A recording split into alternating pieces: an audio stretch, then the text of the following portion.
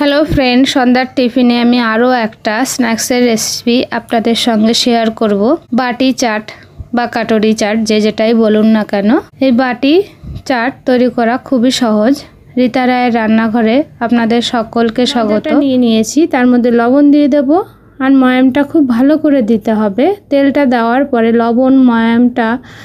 লবণ দেওয়ার পরে ময়ামটাকে খুব ভালো করে মাখতে হবে ময়দার সঙ্গে। এই দেখুন, এই পরিমাণে দলা পেকে যাবে, ময়দার কালারটাও একটু চেঞ্জ হয়ে আসবে।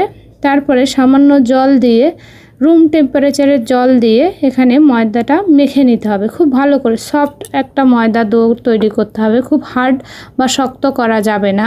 এই দেখুন, এবার এটার উপর দিয়ে আমি হালকা তেল মাখিয়ে এটাকে আমি আধা ঘন্টা রেস্টে রেখে দেবো। আধা ঘন্টা টাইম না থাকলেও আপনারা 10 মিনিট অন্তর ঢেকে রাখবেন, তারপরে এটা তৈরি করবেন। রুটি আকারে বা ছোট গোল আকার করে নিলাম, তারপর এটাকে বেলে নেব আমি।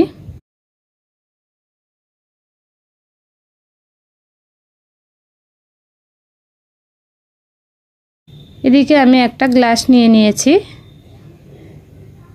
গ্লাসটার মিডল পোর্শনে বসিয়ে রুটিটা আমি এরকম চেপে চেপে দেব। দেখুন, এবার আমি এটাকে খুব ভালো করে কেটে শেপ দিয়ে নেব।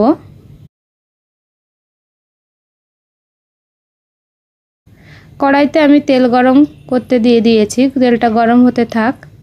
এই যে, এবার তেলের মধ্যে আমি গ্লাসটা দিয়ে দেব, দিয়ে আমি খুব ভালো করে ভেজে নেব। এই যে রেখে দেব এইভাবে। এবার কিছুক্ষণ হওয়ার পরে, এই সময় মিডিয়াম টু লোয়ের দিকে গ্যাসটা রাখতে হবে। আর একটা করে দেখাচ্ছি, এটা আপনাদের আগেরটাই দেখানো হয়নি। এই যে গ্লাসের সাইডটা এরকম ফুটো ফুটো করে দিতে হবে, মানে ছিদ্র করতে হবে, নাহলে ফুলে যাবে। কিছুক্ষণ হয়ে গেলে তেলটা চামচের সাহায্যে দিয়ে দিয়ে এটাকে আমি ভেজে নেব।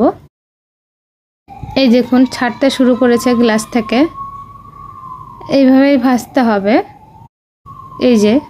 এই দেখুন, খুব সহজে এই গ্লাস থেকে উঠে আসছে। এই দেখুন, আমি আরও একটা আপনাদের করে দেখাচ্ছি। এই দেখুন, এই যে ছাড়তে শুরু করেছে, একটু হালকা প্রেস করলেই এটা খুলে বেরিয়ে আসবে। এটা করা খুবই সহজ। আপনারা বাড়িতে হঠাৎ গেস্ট আসলে এটা করে খাওয়াতে পারেন, তারা খুবই খুশি হয়ে যাবে আর জিজ্ঞাসা করবে যে এই বাটিটা কী করে করেছেন। বাটিটা করা খুবই সহজ। এই দেখুন, হয়ে গেছে আমার সমস্ত বাটি। এখানে এটা ক্রিস্পি হয়েছে খুব। এবার আমি এখানে মটর নিয়ে নিয়েছি, সিদ্ধ মটর, ছোলা নিয়ে নিয়েছি। পেঁয়াজ কুচি দিয়ে দেব, শসা কুচি দিয়ে দেব, লঙ্কা কুচি, আলু সিদ্ধ করে কেটে নিয়েছিলাম সেটাকে দিয়ে দেব।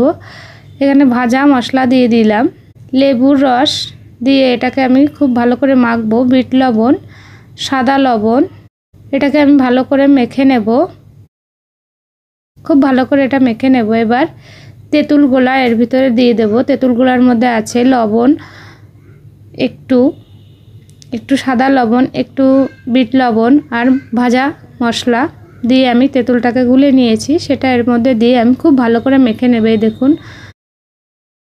চাটটা কত সুন্দর হয়েছে। এইবার যে বাটিটা আমি তৈরি করেছিলাম, সেই বাটির ভিতরে এই চাটটাকে আমি দিয়ে দেব। খুব সিম্পল রেসিপি, কিন্তু দেখতে খুবই ইউনিক। এবার একটু ঝুরি ভাজা দিয়ে দিলাম। এইভাবে পরিবেশন করলে দেখতেও যতটা সুন্দর লাগবে, খেতে তার থেকে বেশি টেস্ট লাগবে। আপনারা একবার হলেও বাড়িতে তৈরি করুন। এবার সস দিয়ে দেবো ওপর দিয়ে, টক দই দিয়ে দিলাম।